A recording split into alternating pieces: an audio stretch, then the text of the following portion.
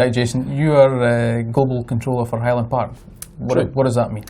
Basically it means I'm in control of all the marketing and the sales and the positioning of the brand, how it exists in the consumer's mind, and how that adapts to packaging, pricing, and the types of whiskey that we release. So when I travel around the world and people say to me, Jerry, your whiskey's too expensive, it's probably your fault, is that right? I can partially take the blame for some of that, but it's mainly because of the production quality behind Highland Park. Everything we do is all about the quality in the bottle, so it would be very easy to produce a cheaper, inferior type of whiskey and price it at a lower level, but for us we put all the expensive aspects into production, and that comes through in the flavour in the glass. When talking about glass, we've changed glass a number of times over the last sort of 10 years, I suppose. We have, that's true. Any particular reason why that's happened?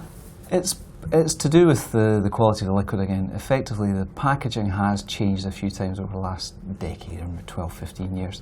And the current packaging that we're in is designed to be more reflective of the Orcadian home, where the brand comes from. The previous packaging, it could be argued, wasn't really reflecting the true nature of Orkney and the production process behind what we do. And in terms of the positioning, I felt it needed to be changed to be brought more in line with the Orcadian spirit behind the brand. So how do you do that sort of stuff? How do you go back in time and figure out what the shape the bottle should be? Well, the benefit we've got is we were established, as you know, in 1798, so we've got over 210 years of archive and tradition and heritage that we can look back into now. We haven't got everything that we've ever done, but we do have a bottle archive, and we've looked at in previous packs and areas that we may have got wrong in the back of the previous repack, or there's the new repack, which we've got echoes of previous packaging exercises. So you try and pick the best that reflects the personality of the brand and put it all onto the pack, and ideally get the balance right. So the question I get asked a lot when I travel is, we've changed bottle shape recently for the 12 and 18-year-old. Yeah.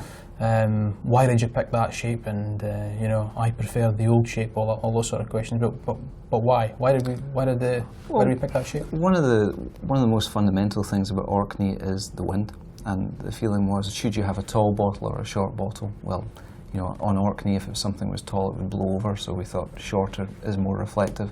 And I looked back into the bottle archive at some of the previous bottles we'd used, and we sort of came up with this old miniature. It's probably about 10 cl, maybe slightly more than that. Yeah. But it was oval shaped, which I liked, rather than tall and round, and more of a strong shoulder. And that really came through to be reflected more into the shape of the new packaging.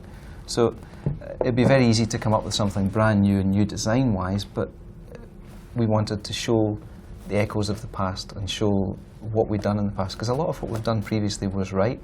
Obviously in marketing you get some things wrong as you go along, but for us this felt more grounded.